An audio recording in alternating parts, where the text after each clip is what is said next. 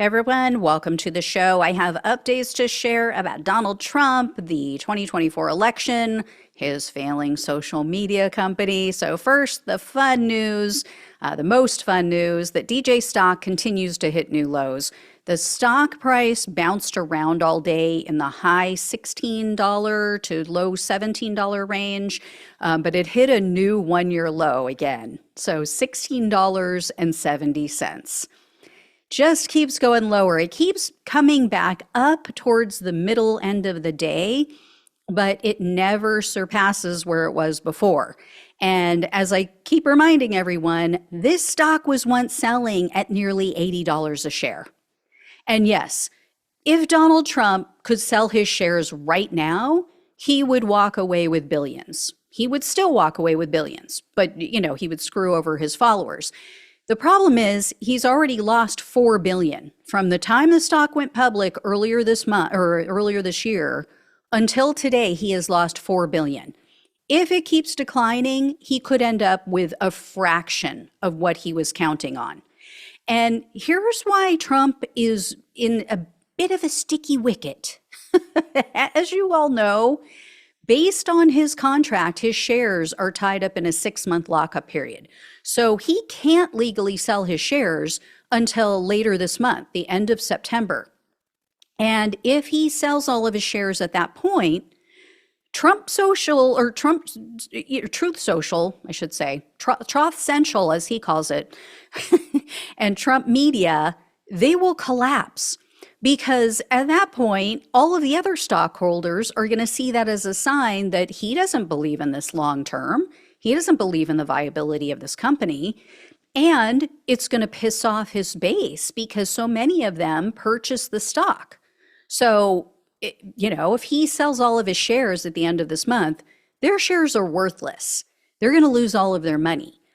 Then Trump would be guaranteed a loss in the presidential election. So he knows that. He knows he can't just ditch all of his stock when the lockup period ends at the end of this month. The problem for Trump is that other large shareholders, as I recently shared with you, are definitely planning to sell later this month. There's $18 million worth of shares that 2 different LLCs are going to be ditching. They actually went to court to get the approval to do it. That is going to drive the share price down even further. So the longer Trump has to hold his portion of the stock, the more worthless it becomes.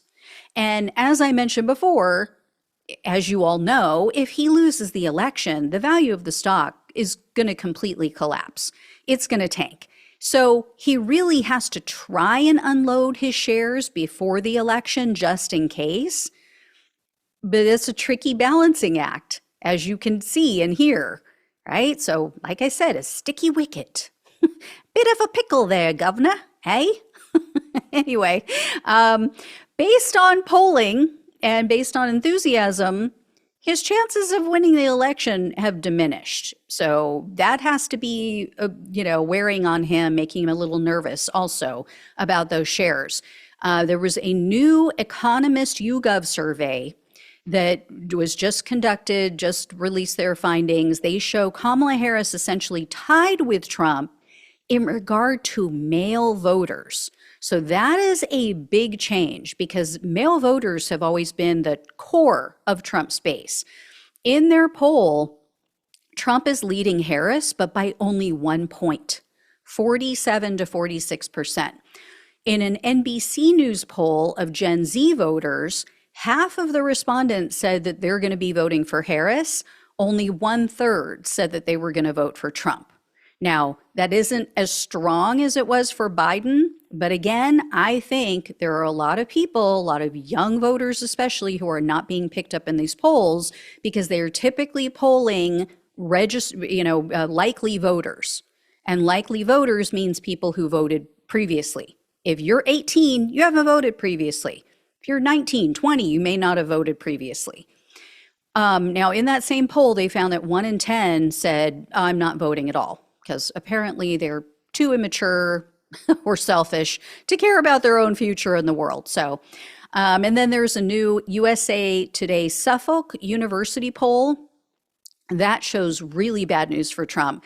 Kamala Harris is now leading Trump by 23 points with low-income voters. So these are people making less than $20,000 a year. How they live, I don't know. And they favor Harris over Trump 58 to 35%.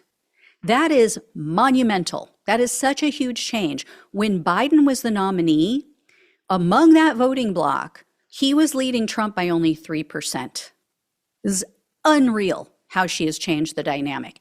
And USA Today cited a previous undecided voter, or a couple of them, in their article. They apparently spoke with a woman from Connecticut. Her name is Dagree Thomas, I think is how you pronounce it. Dagree Thomas. She's a healthcare worker. She didn't know if she was going to vote. She didn't know what she was going to do in November when Biden was the nominee. Now she says she's all in, she's definitely voting for Thomas, or for Harris. Thomas told USA Today that her, meaning Harris's, working class upbringing is what brings her confidence in Harris. She said, quote, "We don't have to tell her anything. She knows what's going on. She's part of us, so I think she's going to look out for us, especially the kids." Another voter, a Wisconsin man named John Pike, he had a similar change of heart. So Pike is a registered Democrat, but he said he wasn't planning to vote. He told USA Today that he was, quote, "disillusioned and disappointed with the choices, again, of Trump or Biden." Pike now says he's planning to vote for Harris because, quote, "Kamala Harris seems to be a very intelligent woman. She's been a very able prosecutor, a very able district attorney, and a good vice president. I think she will make a very good president." On top of all of that, all those polls, all this feedback, a new CNN SSRS poll, they have Harris just slightly up on Trump in the very crucial battleground states of Georgia, Michigan, Nevada, and Wisconsin. So their polling also shows Harris tied with Trump in Pennsylvania, although it wasn't all good news because they show that Trump is leading Harris by 5% in Arizona. So we'll see. Some polls have them tied, some polls have her up. So Arizona's kind of been really tricky and all over the map, depending on the pollster.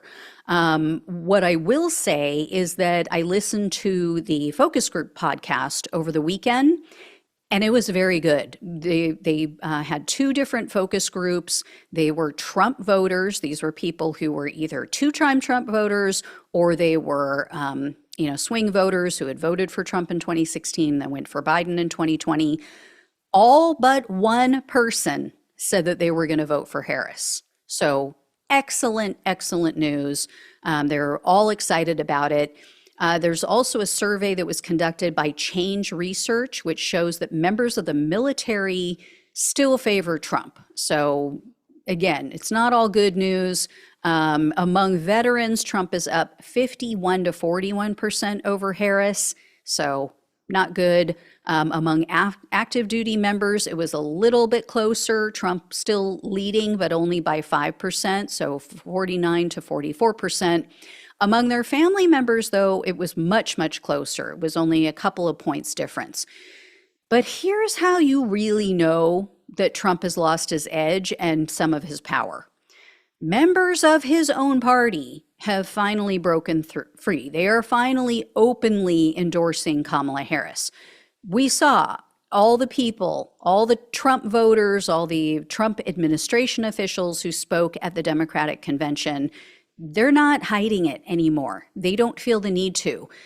People like John McCain's son now just publicly came out defying the cult, saying he's going to be voting for Harris. Not only that, he switched parties and he's voting for Harris. Former Republican Congresswoman Liz Cheney, which is not a big surprise, but she also announced that she is voting for Harris. So not that she's just not supporting Trump anymore, but she is actually voting for Harris. Today, also, the Las Vegas Sun reported that former Republican state senator, a man named Greg Brower, he plans to vote for Harris. Now, Brower was a Nevada state senator, not a U.S. senator, and he explained that Trump doesn't truly believe in the rule of law as the Republican Party once did, so he no longer can support him. And guess what? Nothing happened. Nothing happened. All of these people are coming out and saying how they truly feel and saying that he's unfit. They're not going to support him. They're going for the Democrat. The sky didn't fall in. There's no fire and brimstone. MAGA morons didn't, descend upon their homes with pitchforks.